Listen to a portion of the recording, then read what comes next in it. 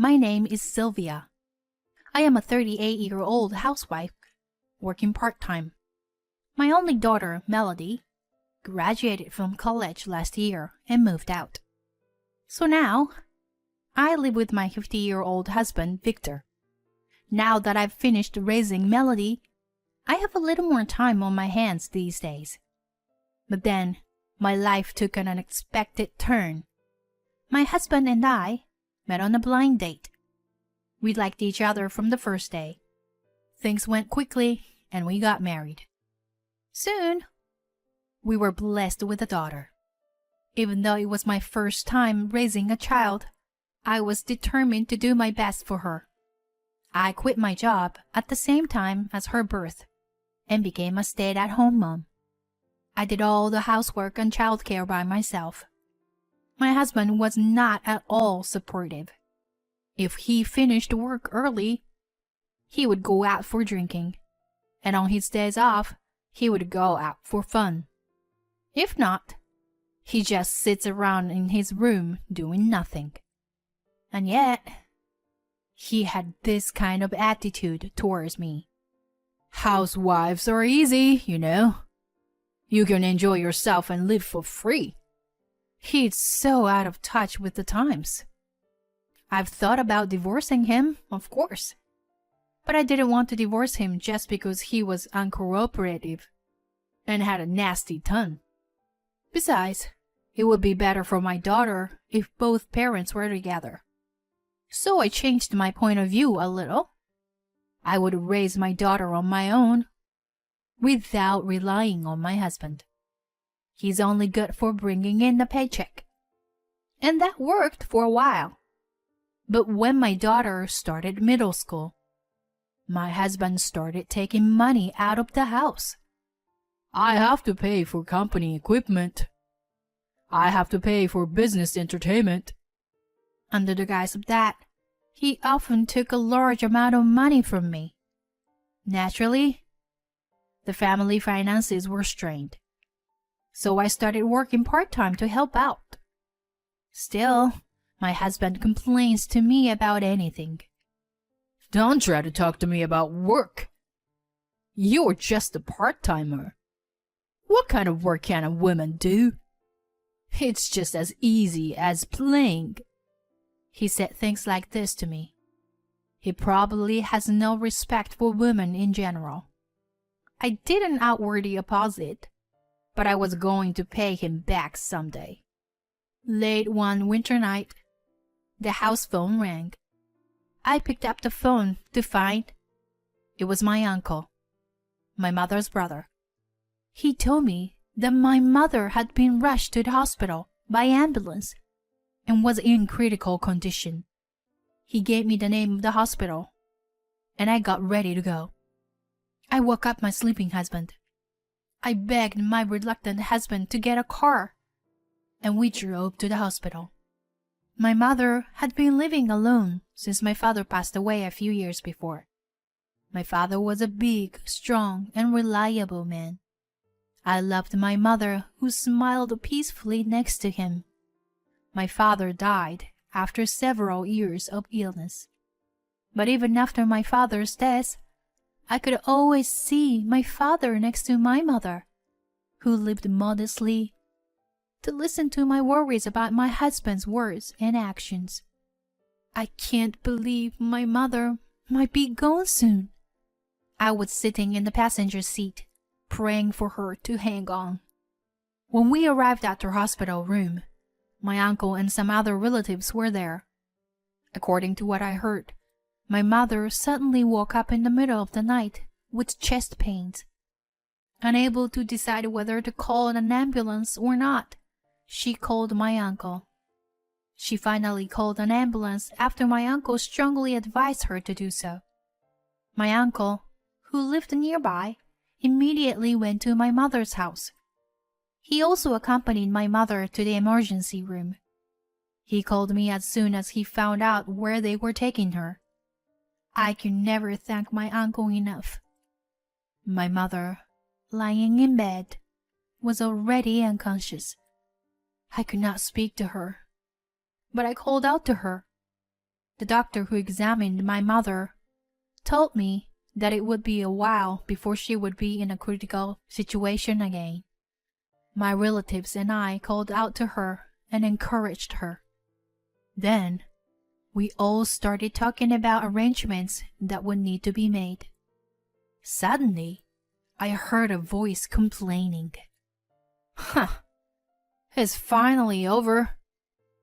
You called me up in the middle of the night, and it wasted my time. Hey,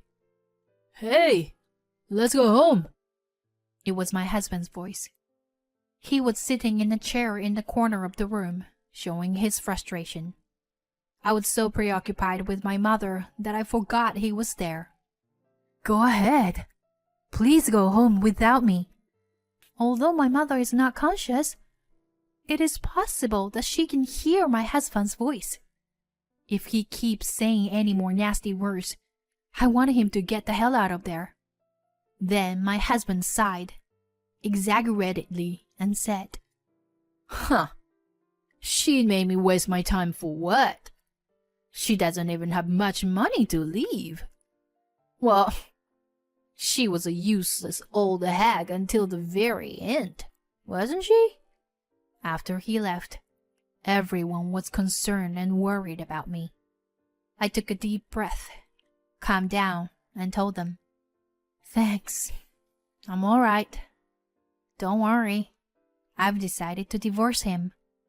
I returned home just as my husband left for work, and I immediately packed a box of clothes for immediate needs. I made a delivery to my uncle's house and left home with my personal belongings. To tell the truth, I had been secretly planning to divorce my husband when he reached retirement age in a few years. But my husband's comment at the hospital made me decide to accelerate the schedule. I can't live under the same roof as a person who insults my mother like that.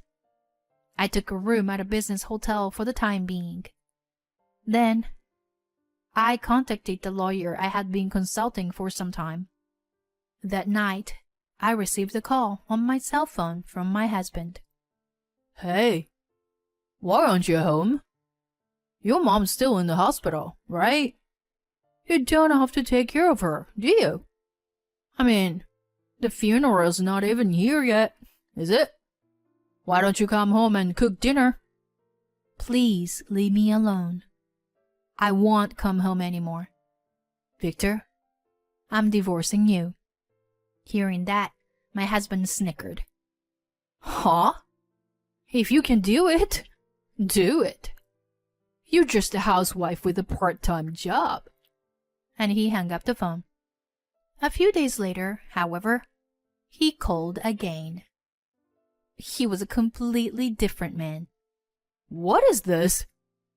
What are these divorce papers and alimony demands?" His voice was filled with impatience. Contrary to my husband, I was calm. "I told you. I said I will divorce you. And the alimony is justified for the mental anguish I've suffered from you." "What? What are you talking about?"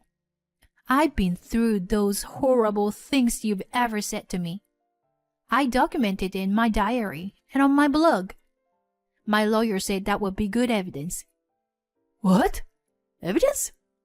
I guess he had no idea that I was working toward a divorce behind his back. Anyway, any further communications about the divorce would have to come through the lawyer. That was all I said and hung up the phone. A short time later, my husband and I finalized the divorce.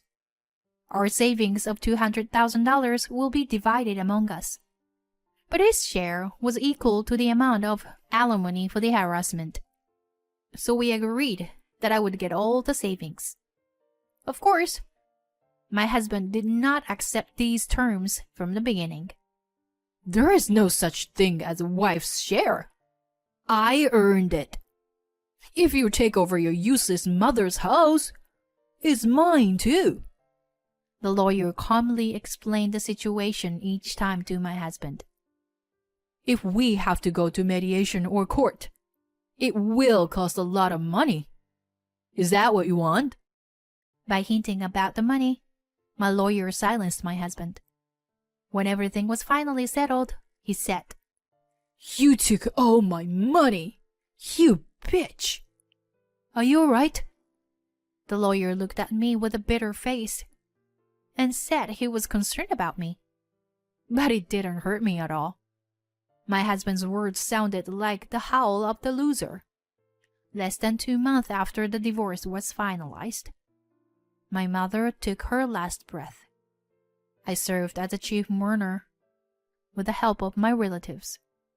A short time later, I received a call from my uncle and his wife.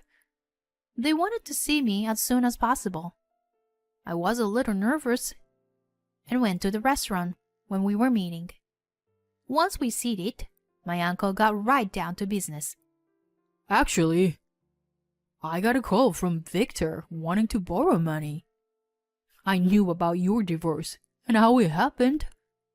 So if I had picked up the phone, I would have immediately yelled at him and hung up. But instead of me, my wife picked up the phone. Yes, I was the one who talked to Victor. I knew what was going on with you and Victor.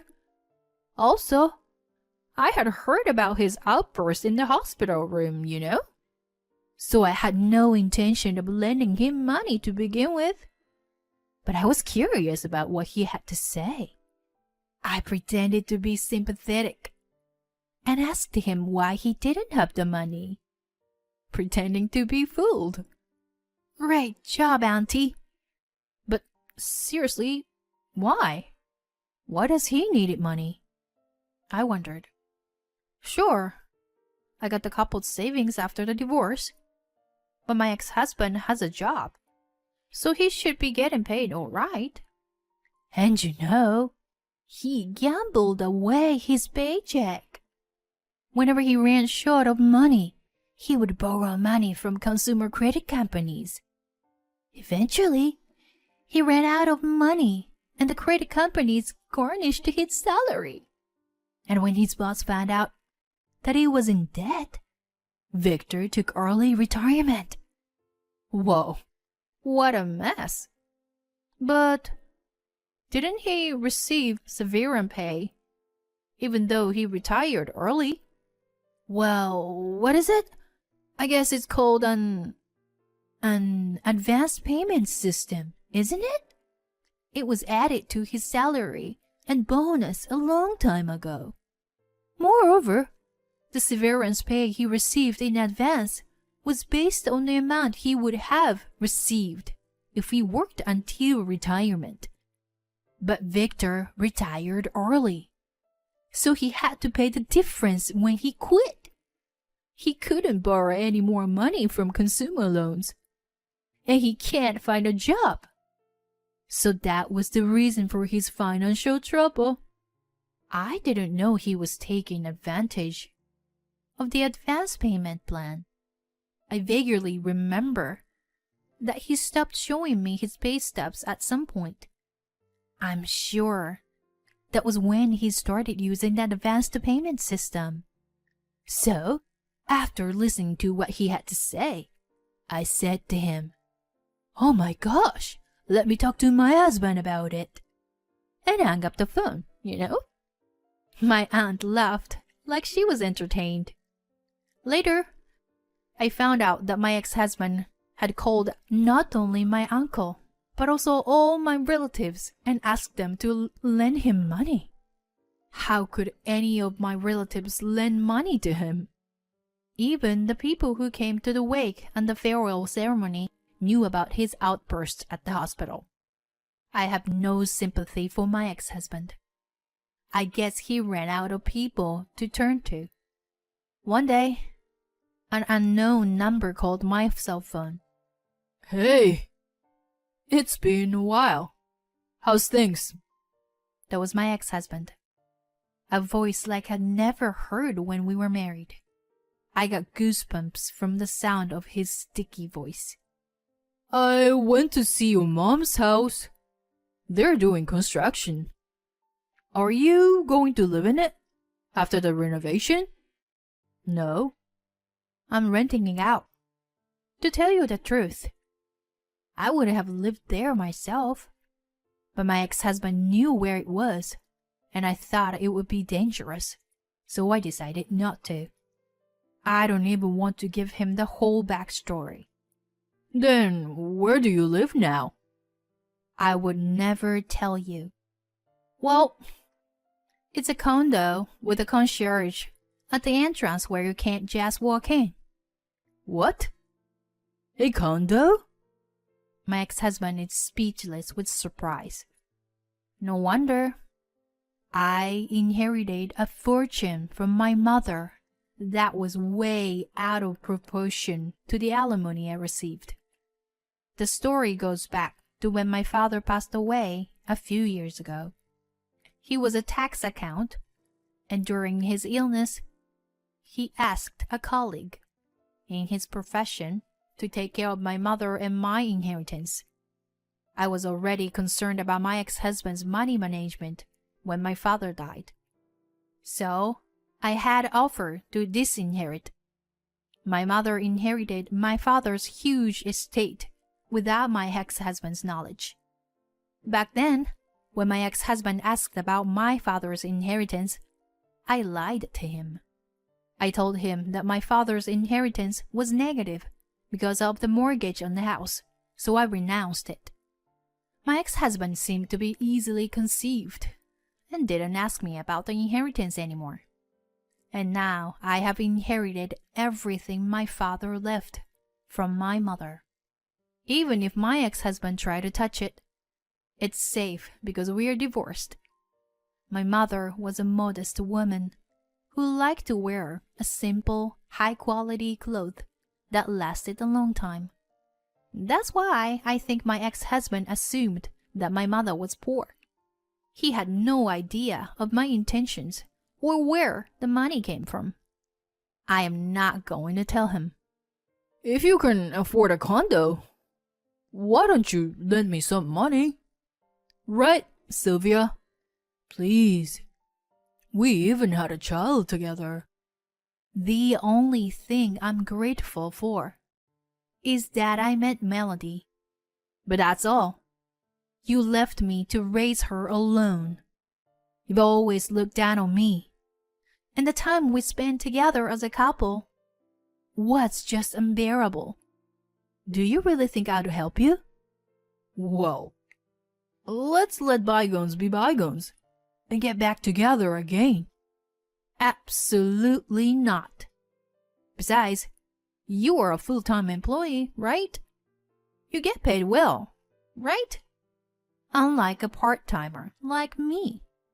And if you work for a few more years, you'll get a retirement bonus, right?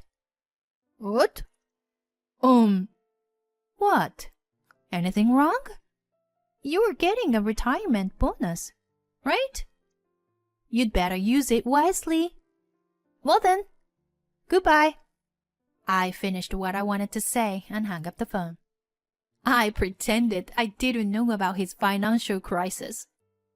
I felt ashamed of myself that I used to be married to that guy. I set the number he called to block all incoming calls. One day, about 6 months later, my daughter Melody came to stay with me. Mom, I love your new place. I wish I could live in a house like this someday, she said as she looked around my room, which was a little too big for a one-person house. Melody, your place is nice too. You said you like it, didn't you? That's true, but I can't afford this kind of room with my salary. Well, it's only my first year though. She takes a sip of her after-dinner coffee and smiles wryly. Seeing her smile makes me feel peaceful inside. My ex-husband's rarely mentioned between us. Mom? Actually, there is someone I'd like you to meet. Oh, really? You have a boyfriend? What's he like? Well, don't laugh, but he's a tax attorney. What? A tax attorney? Yeah. Can you believe? And there is more. One day, I found a book on his bookshelf, and it was the one Grandpa wrote. I thought it was fate, you know? Whoa, Melody. What a nice coincidence. Grandpa must be very happy. My daughter smiles shyly. I look forward to the day when I see her future husband standing next to her with a gentle smile.